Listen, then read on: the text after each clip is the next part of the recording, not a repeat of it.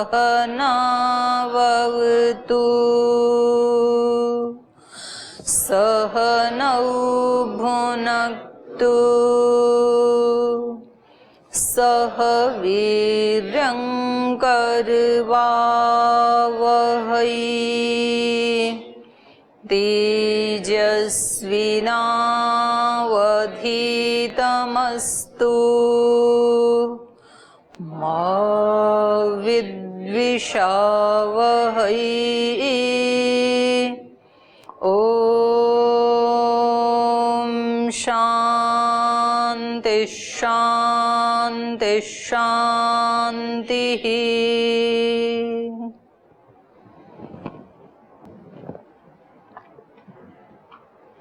पीछे क्या प्रसंग चल रहा था, कौन बताएंगे? क्या पढ़ रही थी पीछे?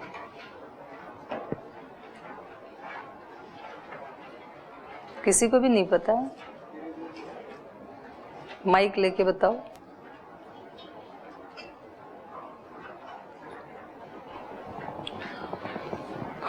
आज तो मैंने पूछा कौन बताएंगे, कल से मैं किसी को भी बोलूंगी कि आप बताओ, तो इसलिए सबको अपडेट रहना है क्या प्रसंग चल रहा था।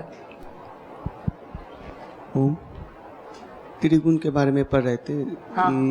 अंत काल में जिस गुण का प्रभाव रहते हैं उससे कौन सी योनि या कौन सी लोक प्राप्त होते हैं, इस विषय में। तो कौन सी से कौन सा मिलता है? रजोगुण से मध्य लोक मतलब पृथ्वी लोक को प्राप्त होता है। हाँ। सत्व गुण से जो ऊर्ध्व लोक है उसको प्राप्त होते हैं, और तमोगुण से निम्न कोटि के योनि और निम्न कोटि के लोक प्राप्त होते हैं। निम्न कोटि के लोक, ये लोग लोक। हाँ।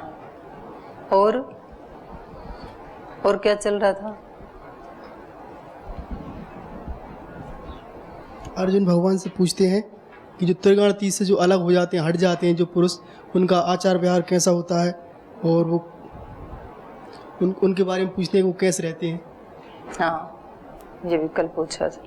हाँ, इधर दो, ये गुड़िया को नहीं है, ये तो कल ही आई थी बेचारी क्लास में। ये दे दो माइक पीछे। हाँ, आप आई थे कल? हाँ, बताओ। बलि के बारे में पूछा गया था, तो आपने कहा था कि अपने अंदर के जो जानवर होते हैं, मतलब उनको उनके आते निकाल के उसकी बलि चढ़ानी, बुराइयों को खत्म करना अपने अंदर की। हाँ, वो रियल बलि है। हाँ, देखो इसने एक बात पकड़ ली कल। असली बलि क्या होती है, रियल बलि देना क्या होता है? अपने दुर्गुणों को निकाल के कौन सी अग्नि में डालना है? यज्ञ। निकाल के डालेंगे कैसे यज्ञ में? वो कोई स्थूल चीज थोड़ी, मतलब अपनी बुराइयों को खत्म करना अपने अंदर से। बुराइयों को कहाँ डालें? मतलब अपने बाहर से निकालना है। बाहर से नहीं, अंदर से। हाँ, अंदर से निकालना है। अंदर से निकाल के डालें कहाँ? गंगा जी में? नहीं। कहाँ? मतलब अग्नि में। कौन सी वाली में? ज्ञान की अग्नि में, गुरु रूपी अग्नि में, ब्रह्म रूपी अग्नि में, ईश्वर रूपी अग्नि में। और क्या चल रहा था जी? दीदी प्रणाम। हाँ, चल रहा है। जो तीनों गुणों को लांग लेता है उसका आचरण कैसा होता है, उसके लक्षण कैसे होते हैं? हाँ, ये था क्वेश्चन। हाँ, ये तो इन्होंने बताया। 13वें 14वें अध्याय में क्या चल रहा है? हाँ जी, प्रशांत देव जी, क्या चल रहा है? अच्छा ठीक, कोई बात नहीं, आप नहीं आए थे। ये आपके पास जो बैठे हैं, क्या नाम है इनका? आपका हैं? हाँ, क्या चल रहा है भाई नीतीश जी? पढ़ के नहीं आया हैं? पढ़ के नहीं आया? पढ़ के आया करो। आप बताओ। गुणों के बारे में दीदी। क्या? सत्व रजस तमस के बारे में। तो वो तो बताओ, क्या चल रहा है सत्व रजस तम के बारे में? कि इन गुणों से कौन कौन सी योनि प्राप्त होती है, कौन कौन से लोग प्राप्त होते हैं। वो तो बता दिया, जो बता दिया उसको नहीं बताना, जो छूट गया वो बताओ।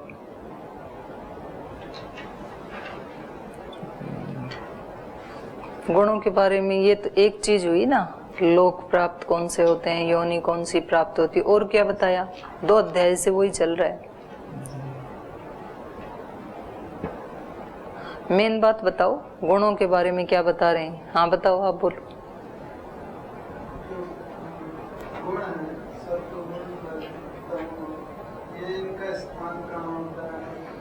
हाँ वो भी ठीक है। वो तो कहाँ होता है?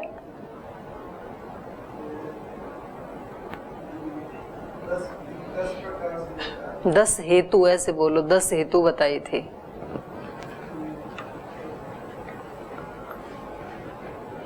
और क्या बताया जा रहा है त्रिगुण के बारे में? हाँ सुनील जी, माइक दे दो उसको पीछे।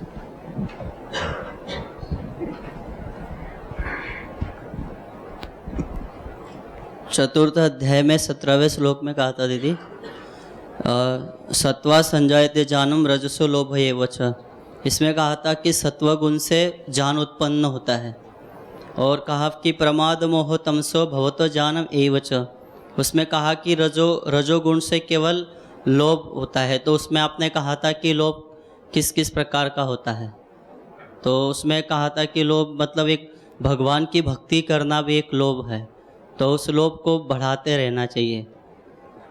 फिर कहा कि आसक्ति और तमोगुण से केवल प्रमाद और मोह उत्पन्न होता है, ये अज्ञान की उत्पत्ति होती है, इससे ये बताया था। तो आप लोगों में से ना वो ऐसा हो रखा है कि जो हाथी को देखने गए थे ना, तो किसी ने एक पैर देखा तो उसने कहा कि हाथी स्तंभ जैसा होता है, किसी ने उसका कान पकड़ा तो बोले वो सूप जैसा होता है हाथी। तो जिसने किसी ने उसके पेट को छुआ तो बोले गोल मटोल कोई बड़ा सा अंडा हो ऐसे होता है हाथी। तो ऐसे आप एक एक अंग बता रही हैं। आपको अपडेट ऐसे रहना चाहिए कि आप 1.5 मिनट में पूरा समराइज कर दें। इसका सारांश तो यही था ना कि 3 गुणों को से ऊपर उठना चाहिए, त्रिगुणातीत होकर के हमें कर्म करना चाहिए, ये सारांश है। हाँ ना। और त्रिगुणों के कार्य बताए थे किस किस के क्या क्या हैं। सत्वगुण का क्या कर्म है, सत्वगुण का क्या प्रतिफल है, परिणाम क्या है? गीता में बताया वो बताओ। आप उपनिषद को यहाँ ला के मत मिलाओ, शरीर हल्का नहीं बताया यहाँ पे। सत्वगुण का क्या परिणाम बताए थे? ज्ञान और सुख, 2 बताए थे। तो हमें ज्ञान अर्जित करना भी छोड़ देना चाहिए और सुख भी लेना छोड़ देना चाहिए, ठीक? तभी तो सत्वगुण से ऊपर उठेंगे। रजोगुण का क्या बताया था?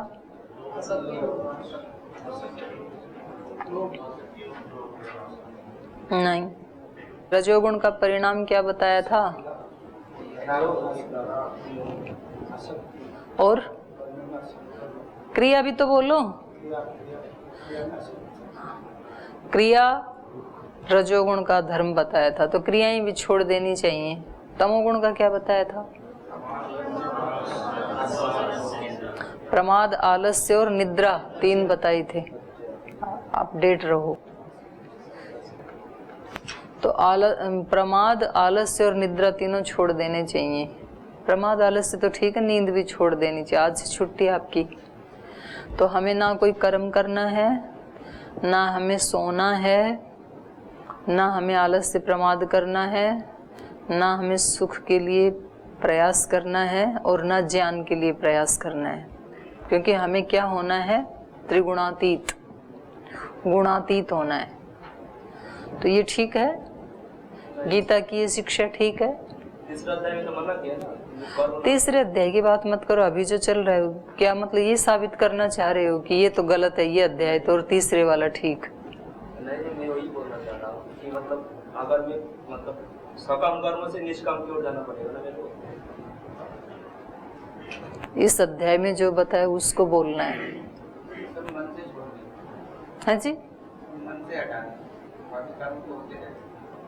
संबंध से हटाएंगे कैसे? मतलब ज्ञान के द्वारा। ज्ञान का तो मना कर रहे हैं, ज्ञान तो सत्वगुण का उत्पाद है। यही तो कह रहे हैं त्रिगुणातीत होना है। तो त्रिगुण के काम बता दिए, ज्ञान सुख तो दोनों नहीं लेने हैं, रजोगुण का कर्म तो ये भी नहीं करना है। सारा अध्याय पढ़ करके आपने शिक्षा क्या ली कि ये सब छोड़ना है ना हमें, क्योंकि हमें क्या होना है, त्रिगुणातीत होना है। तो आपको ये सब छोड़ना है ना, यही तो सीखा आपने इससे, या और कुछ सीखा है तो वो बता दो।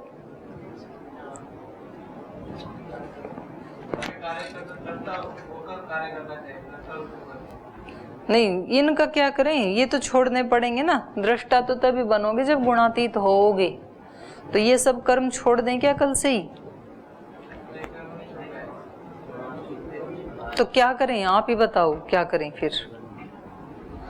सत्वगुण रहेगा तो ज्ञान भी बढ़ेगा, सुख भी होगा। रजोगुण रहेगा तो क्रियाएं भी होंगी, आसक्तियां भी होंगी। तमोगुण होगा तो नींद भी आएगी, आलस्य प्रमाद भी आएगा। अगर गुणों को रखते हैं तो ये सब होगा, और अगर हम त्रिगुणातीत होना चाहते हैं तो ये सब छोड़ना पड़ेगा। तो हम क्या करें?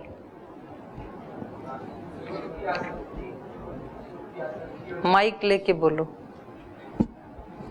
ये 9 नंबर श्लोक पढ़ा है आपने। सत्वम सुखे संजयति रज कर्मणि भारत ज्ञानम आवृत्य तु तमः प्रमादे संजय इति उतः। दीदी जी से सुख की जो आसक्ति होती है, आसक्ति को छोड़ना है, और ज्ञान का अभिमान जो हो जाता है। हाँ, ये ब्रह्मचारी ने बिल्कुल ठीक बताया। ज्ञान प्राप्त करना है लेकिन ज्ञान का अभिमान छोड़ना है। ज्ञान नहीं छोड़ना है, ज्ञान का अभिमान छोड़ना है। ऐसे आपको बताना आना चाहिए। सारे ऐसे देखने लगते हैं भूत प्रेत की तरह से, जैसे कि दूसरे लोग के आके बैठे हैं। और सुख को नहीं छोड़ना है, सुख की आसक्ति को छोड़ना है। तो हमने इतना कर लिया। यदि ये भी तो सत्वगुण से ही हो पाएगा, तो ये क्या है, सत्वगुण का सदुपयोग है। ये तीनों गुणों का सदुपयोग करना है, वो ही त्रिगुणातीत होना है। तो सत्वगुण का सदुपयोग ये है कि सत्वगुण से ज्ञान तो बढ़ाना है, लेकिन ज्ञान का अभिमान छोड़ना है, उसका अभिमान नहीं करना है। ज्ञान तो बढ़े, ज्ञान का अभिमान ना बढ़े।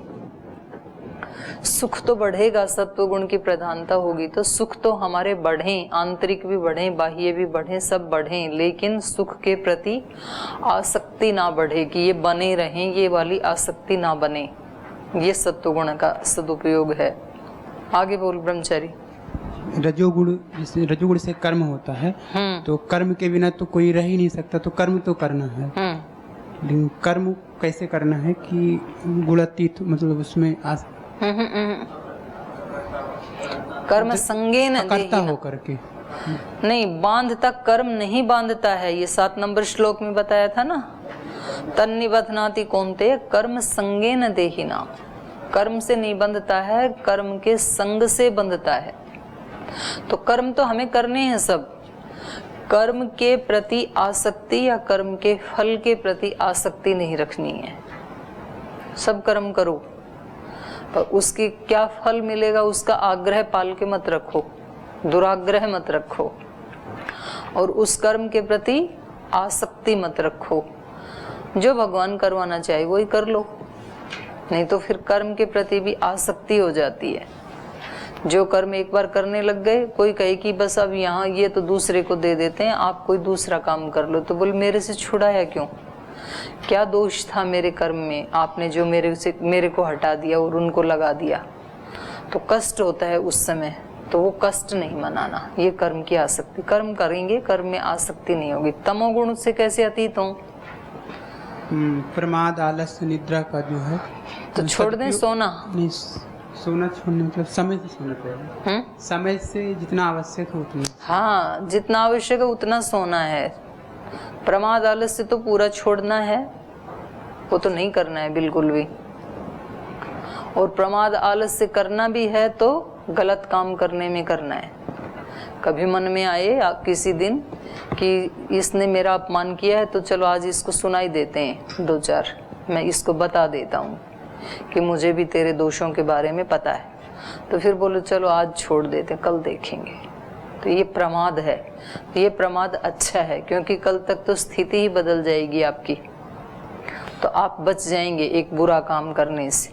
तो प्रमाद किस में करना ही है? यदि प्रमाद का यूज तो किस में करना है? बुरे कर्मों में।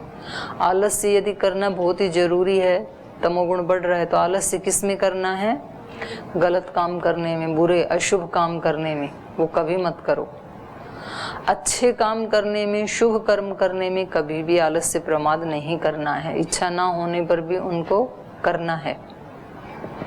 और नींद जितनी आवश्यक है उतनी नींद लेनी है।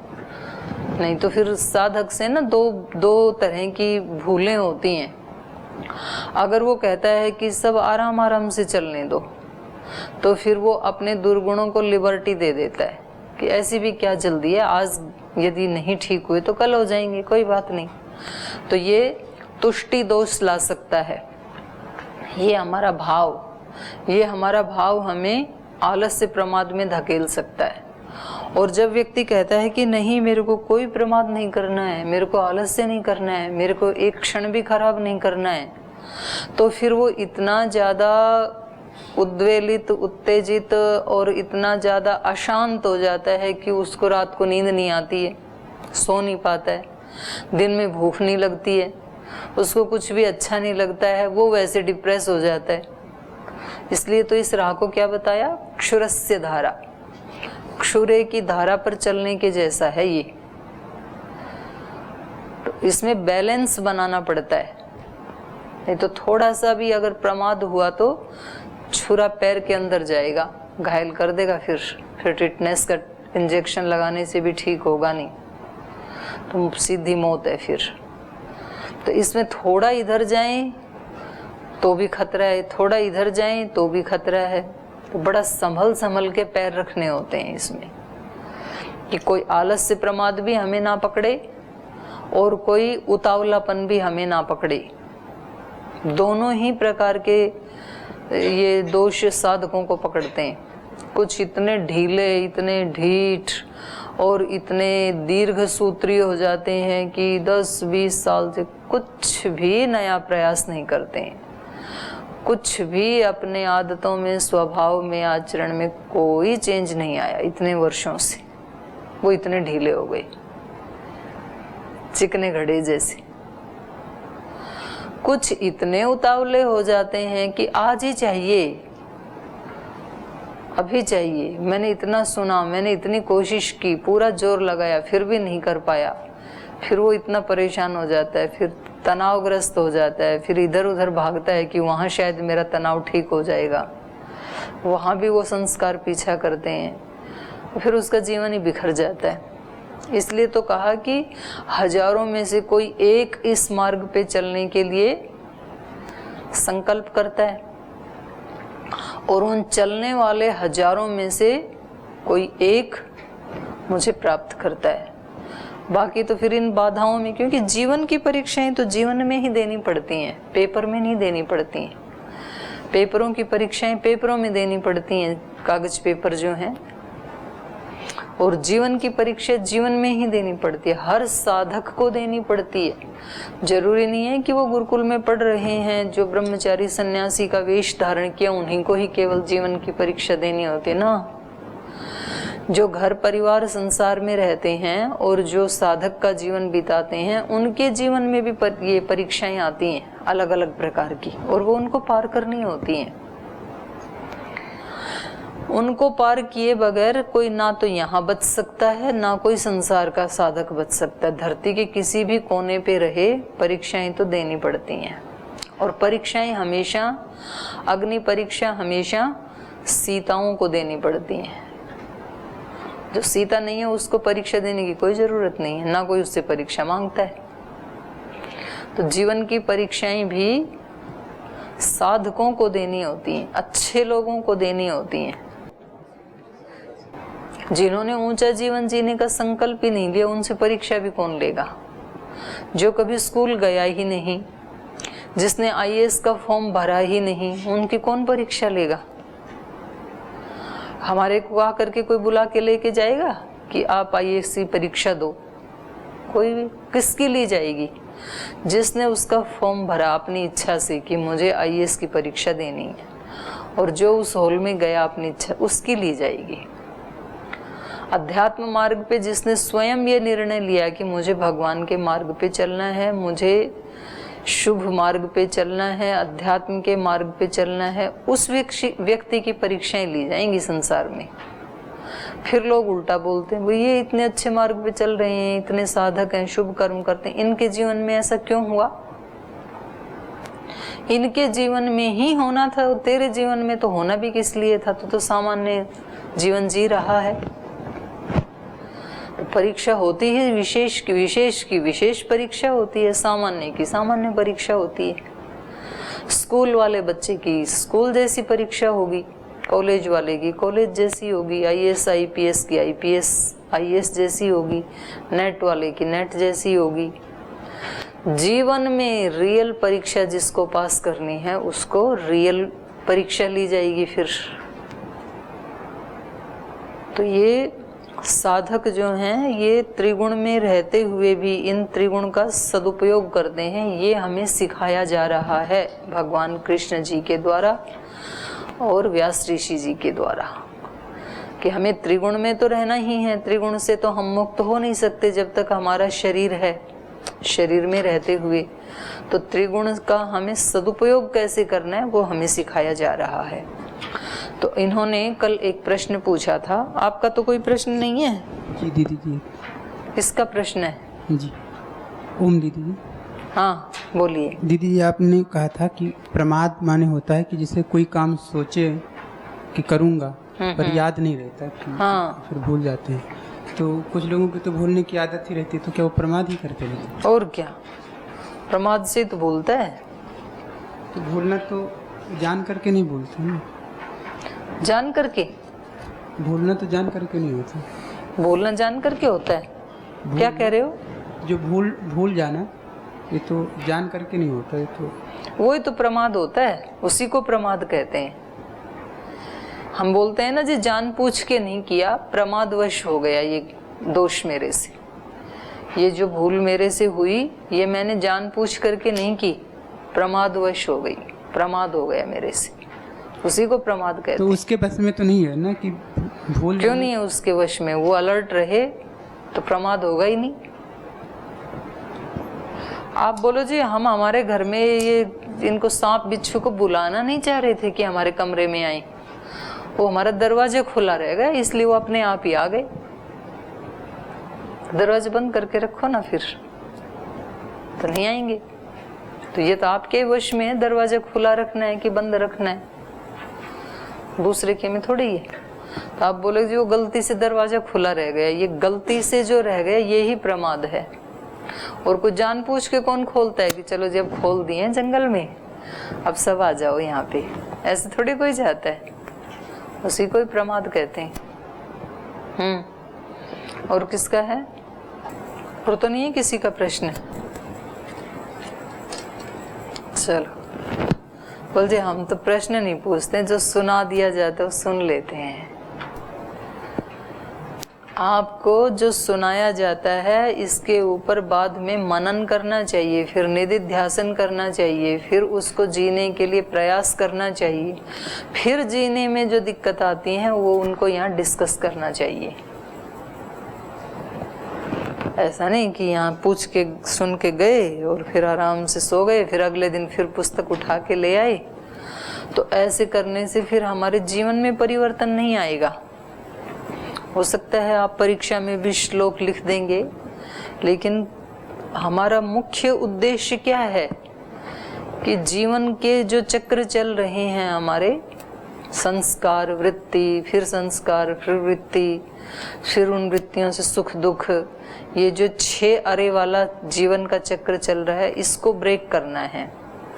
तो उसको ब्रेक करने के लिए तो फिर ये 4 चीजें करनी पड़ेंगी, श्रवण, मनन, निधिध्यासन और व्यवहार। श्रवण तो यहाँ कर रहे हैं, यहाँ श्रवण करते समय भी जागरूक होके करना चाहिए। तो जब मैं कल किसी से भी पूछूंगी कि क्या चल रहा है आजकल प्रसंग गीता में, तो आपको 2 लाइन में समराइज करना आना चाहिए कि ये चल रहा है अभी। ऐसे ही उपनिषद में भी, ऐसे ही दर्शन में भी, जो भी पाठ आप पढ़ते हैं तो आप 1 मिनट में वो सारा बता सकें तो आपने अच्छा श्रवण किया। और यदि आपसे पूछने पे आप बोले जी तो देखा ही नहीं पाठ ही, तो कल सुनते समय क्या कर रही थी, इसके मतलब अच्छे श्रोता नहीं थे, आपको कुछ भी याद नहीं है। तो फिर श्रवण के बाद फिर मनन करना होता है। जब बाहर जाओगे ना, क्लास से बाहर जाएंगे, तो उन्हीं चीज़ों के ऊपर मंथन करना। जैसे गाय जुगाली करती है, पहले खा लेती है घास को, फिर बैठ करके उसको अच्छे से चबाती है, जुगाली बोलते हैं उसको। तो ऐसे सुने हुए के बारे में फिर चिंतन मनन करना। नहीं तो क्लास से बाहर जाते दूसरे विचार आ जाते हैं, फिर तो वो वहीं की वहीं छूट जाता है। वो वाला जो श्रवण था उसको मनन बोलते हैं, और वो ही मंत्र बन जाते हैं। मंत्र को मंत्र क्यों कहते हैं? मंत्रों का स्मात मंत्र है, मननाथ, उस पे मनन चलता है ना, इसलिए तो उसको मंत्र कहते हैं। तो जो आपने यहाँ सुना, फिर आपने उस पे मनन किया, और फिर उससे जो निकाला मनन करके, वही आपका मंत्र बन गया जीवन का। फिर उस पे निधिध्यासन, उसके ऊपर गहन चिंतन करके और उसको संकल्प का रूप देना कि अब ऐसा ही होगा मेरे जीवन में। ये निधिध्यासन है, तीसरा स्टेप। और चौथा है फिर वैसा जीना, जीने के लिए प्रयास करना। और फिर वो जीते समय जो कोई बाधा आती है या कोई नई अनुभूति होती है, उसको फिर यहाँ करके डिस्कस करना। इतना लंबा है ये प्रोसेस। तो अर्जुन ने पूछा था कल कि ये जो आप त्रिगुणातीत की बात कह रहे हैं, बड़ा कठिन मालूम पड़ रहा है, क्योंकि या तो सर्वथा त्रिगुण से अलग हो जाएं तब तो सरल है, लेकिन सर्वथा त्रिगुण से अलग दो ही स्थिति में हुआ जा सकता है, एक तो प्रलय काल में और एक तो मोक्ष काल में। प्रलय काल में क्योंकि हमारे पास कोई सूक्ष्म शरीर या स्थूल शरीर भी होता ही नहीं है, तो वो तो मूर्छित जैसी अवस्था है, उसमें कोई आनंद की स्थिति तो है नहीं आत्मा की। मोक्ष में आनंद की स्थिति है, लेकिन मोक्ष तक पहुंचे कैसे, समस्या तो यही है। तो गीता की जो रचना हुई ना महाभारत काल में, महाभारत के ये मतलब इन्होंने प्रसंग ऐसा बनाया है कि भाई ये युद्ध के उसमें मैदान में खड़े होकर के, लेकिन इसका अगर हम बिल्कुल साइंटिफिक दृष्टि से इसको देखें तो ये समझ में आता है कि महाभारत के समय जो बहुत अच्छे विद्वान थे, द्रोणाचार्य, कृपाचार्य जैसे महाविद्वान थे, और पूरे देश भर में भी जो ऋषि लोग थे, विद्वान थे, तो वो कोई युद्ध में मारे गए, कोई वैसे उजड़ गए, तो एक तरह से मतलब बहुत ज़्यादा देश की हानि हुई। आध्यात्मिक दृष्टि से भी हानि हुई, आर्थिक दृष्टि से भी हुई, सामाजिक दृष्टि से भी हुई, हर तरह से देश तबाह हो गया, क्योंकि सब लोग तो इकट्ठे हो गए थे यहाँ आकर के। कितनी अक्षोहिणी सेनाएं तो इन्हीं की थी, भगवान कृष्ण की ही थी। तो 36,000 उसमें वो होते हैं ना सैनिक, और उस समय इतनी ज्यादा भी जनसंख्या नहीं रही होगी या रही होगी जो भी, लेकिन बहुत ज्यादा ह्रास हो गया था, बहुत कम लोग बचे थे। और अब जो बचे थे वो भी मतलब इतने खिन्न और इतने डिप्रेशन से युक्त, इतने उदासी से युक्त, क्योंकि किसी का कोई बिछुड़ गया, किसी का कोई रिश्तेदार चला गया होगा, किसी का घर चला गया होगा, किसी की कमाई चली गई होगी, जो भी हुआ होगा। तो अब उनका ये सामर्थ्य नहीं था कि वे सीधे सीधे वेदों को पढ़ सकें और सीधा उसको समझ सकें। इसी काल में गीता की रचना हुई है, और लगभग इसी काल में षड दर्शन की भी रचना हुई है, 6 दर्शनों की भी। तो गीता एक ऐसा ग्रंथ बना दिया गीताकार ने, व्यास ऋषि ने मिलकर के, कि भाई अब हम आगे कैसे उठना है मानवता को ऊपर। तो जो सबका निचोड़ हो वेद दर्शन उपनिषदों का, तो क्योंकि टाइम कम है, शक्ति भी कम है इन लोगों के पास। उस समय आयु ज्यादा होती थी, धीरे धीरे उसका ह्रास होकर के अब 400 से, जैसे चर्क सुश्रुत आदि जो ग्रंथ है ना, उनमें 400 वर्ष की आयु का प्रमाण दिया है मनुष्य की। और महाभारत का युद्ध लड़ते समय भी कुछ ऐसे योद्धा थे जिनकी 200 वर्ष की आयु थी, और 200 वर्ष की आयु में भी वो अच्छे योद्धा की तरह लड़ रही थी।